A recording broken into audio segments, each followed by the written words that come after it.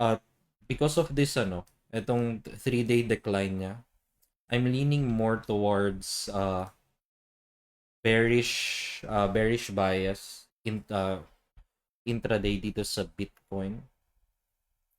Kaya tayo nag-short dito. Intraday natin, it looks bearish. Itong area na to, kailangan natin i-observe kung mag-hold or magbe-break. Ideally gusto natin mag-hold to, right? Kasi may short tayo. And in terms of structure, ito yung last lower high natin. Lower low. Kailangan dito sa area na to mag-establish siya ng lower high. I'm thinking of adding another short dito.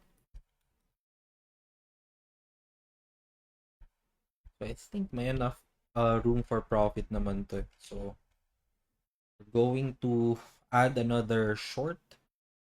6, 5, 4, 3,